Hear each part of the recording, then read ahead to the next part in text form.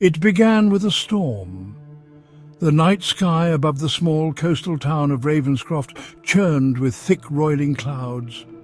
Rain hammered against the rooftops and wind howled through the narrow streets, rattling windows like a warning. But beneath the storm, something far darker was brewing. Something older, forgotten. Mara stared out her living room window, the flickering candlelight casting long shadows across her face. Her grandfather, old Nathan, had always warned her about nights like this. When the wind howls like it's alive, he would say, the dead grow restless, their graves don't hold them forever. She had always laughed it off, calling them old superstitions from an even older man. But tonight, there was something in the air, something that felt different. The cemetery was only a mile away, perched on a hill overlooking the town. From her window she could see the black outline of the wrought iron fence that encircled it, and just beyond the silhouettes of gravestones. Tonight they looked almost alive, as if the storm itself had woken them. A sudden knock at the door snapped her out of her thoughts. It was urgent, frantic. Mara froze, staring at the door, dread creeping into her chest. Who would be out in this weather? She moved slowly, heart pounding in her chest, and opened the door to find Ben, her childhood friend, soaked to the bone and wide-eyed with terror. "Mara, you need to come with me, now." His voice was barely a whisper, trembling. What's going on?" "It's the cemetery. I don't know how to explain it, but the graves, they're opening, the dead, they're coming out." Mara blinked, her mind struggling to catch up with the absurdity of his words. But when she looked into his eyes, she saw no lie there, only fear, and that fear, deep and raw, was contagious. They ran through the rain, up the muddy path toward the cemetery, the storm growing fiercer with each passing second. The wind whipped at their clothes, pulling at them like invisible hands. When they reached the entrance to the graveyard, Mara's breath caught in her throat. The ground was moving. Graves were splitting open, the earth cracking and shifting as pale, decayed hands clawed their way to the surface.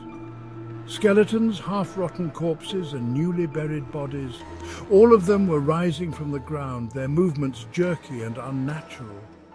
Eyes that hadn't seen light in decades now stared out into the night, blank and cold. Mara stumbled backward, her stomach turning. She couldn't believe what she was seeing. This couldn't be real.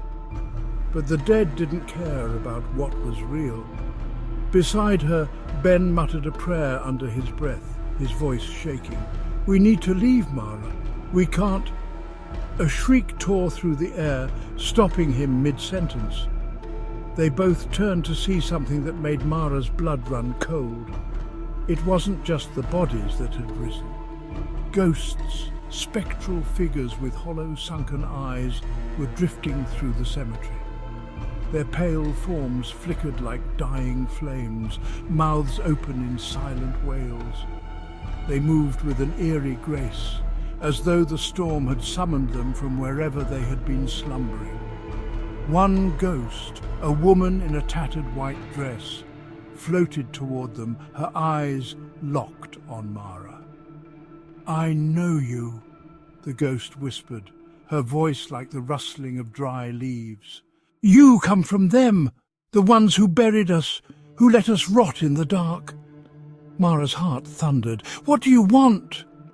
The ghost smiled, a chilling grin that made Mara's skin crawl. "To finish what was started. The living took our peace. Now we take theirs." As the ghost's words faded into the night, the dead surged forward, their eyes filled with an ancient, unforgiving hunger. Mara and Ben backed away, their feet slipping in the mud, but the dead were everywhere, surrounding them. Suddenly a low rumble came from the earth, louder than the storm, shaking the ground beneath them. The crypt at the center of the graveyard, old, abandoned and sealed for as long as anyone could remember, began to crack open. From within, something stirred. Something much worse than the dead or the ghosts. The door of the crypt exploded outward and a figure stepped into the night. Unlike the others, it was not decayed or spectral. It was tall, wrapped in a black cloak that seemed to drink in the darkness.